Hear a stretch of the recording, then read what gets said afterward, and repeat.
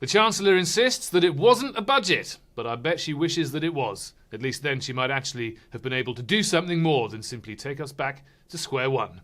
Welcome to the Week in Business with me, Christian May. So there you have it, the Spring Statement. How was it for you? The Chancellor promised there would be no fireworks, and in a way she delivered on that pledge. No new taxes, no fresh borrowing binge, and some modest cuts to public spending, the details of which had already been released. So what did we learn? What did the Chancellor actually do? And has Donald Trump just torpedoed what little chance she ever had of growing the UK economy? Let's start with yesterday's statement. And constrained by her fiscal rules and her own insistence that it would not constitute a major event, Rachel Reeves was left shuffling the few cards she held in search of a better hand.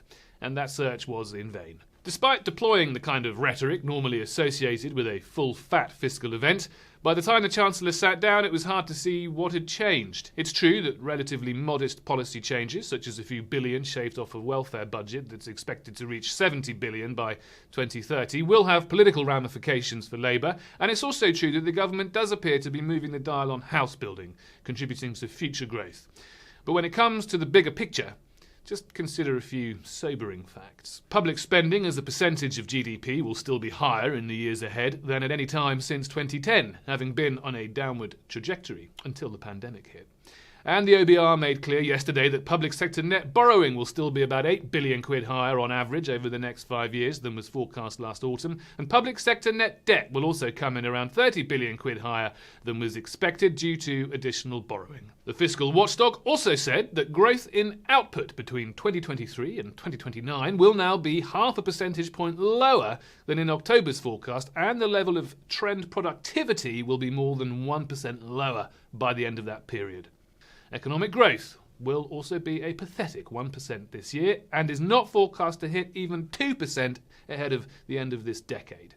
So that's the backdrop against which the Chancellor made considerable effort to reinstate a modest £10 billion of fiscal headroom, which had been wiped out by low growth and higher borrowing costs since last October. She has put us back to square one. And if £10 billion wasn't enough room 6 months ago, it's unlikely to prove sufficient for the next 6 months either. Indeed, the OBR says that given the state of our domestic economy and global uncertainty, it won't take much to turn that surplus into a deficit. And how would Rachel Reeves manoeuvre herself back within her fiscal rules? The smart money's on tax rises in this autumn's budget, something the Chancellor refused to rule out yesterday. Economists at the Institute for Fiscal Studies said that policy decisions made by Reeves at the Spring Statement have now created more uncertainty. Their director, Paul Johnson, is clear. He says, "We can now surely expect 6 or 7 months of speculation about what taxes might or might not be increased in the autumn." And he adds, "There is a cost, both economic and political, to that uncertainty. The government will suffer the political cost, and we will suffer the economic cost." The OBR was explicit.